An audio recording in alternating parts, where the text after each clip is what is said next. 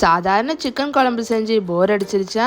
அப்போ இந்த சண்டே புதுசாக ஏதாவது ட்ரை பண்ணணும்னு நினைக்கிறீங்களா? இப்போ கண்டிப்பாக இந்த க்ரீமி சிக்கன் ட்ரை பண்ணுங்கள். வீட்டில் எல்லாருக்கும் ரொம்ப பிடிக்கும்.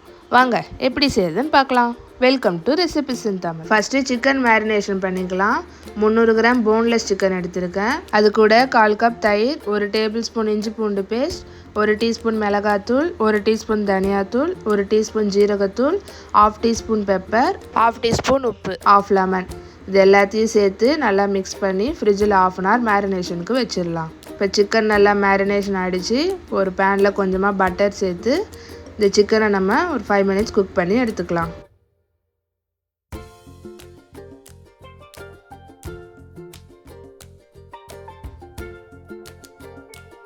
இப்போ 10 minutesக்கு அப்புறமா சிக்கன் நல்லா குக் ஆகிடுச்சு.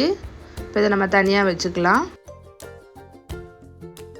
இன்னொரு பேனில் கொஞ்சமாக பட்டர் சேர்த்து பொடியாக வெட்டின 3 பூண்டு, 1 டேபிள் ஸ்பூன் கார்ன்ஃப்ளவர், 1 கப் பால் எல்லாத்தையும் சேர்த்து நல்லா மிக்ஸ் பண்ணிக்கலாம். பால் நல்லா சுண்டி வந்த உடனே 1 teaspoon chilli flakes, 1 teaspoon oregano, 1/4 teaspoon pepper, 1/4 teaspoon உப்பு இது எல்லாத்தையும் சேர்த்து நல்லா மிக்ஸ் பண்ணிக்கலாம். இப்போ இது கூடவே நம்ம ஃப்ரை பண்ண சிக்கனையும் சேர்த்து மிக்ஸ் பண்ணிக்கலாம். மேலே கொஞ்சமாக சீஸ், கொத்தமல்லி தூவி ஒரு 2 நிமிஷத்துக்கு மூடி வச்சு ஓப்பன் பண்ணோன்னா நம்ம க்ரீமி சிக்கன் ரெடி. இது சப்பாத்தி, பரோட்டா இதுக்கு சாப்பிட சூப்பராக இருக்கும். இந்த சண்டே கண்டிப்பாக ட்ரை பண்ணிவிட்டு எப்படி வந்துச்சுன்னு மறக்காமல் கமெண்ட் பண்ணுங்கள். இந்த வீடியோ உங்களுக்கு பிடிச்சிருந்தா லைக் பண்ணுங்கள். மறக்காமல் எங்கள் சேனலை சப்ஸ்கிரைப் பண்ணிக்கோங்க.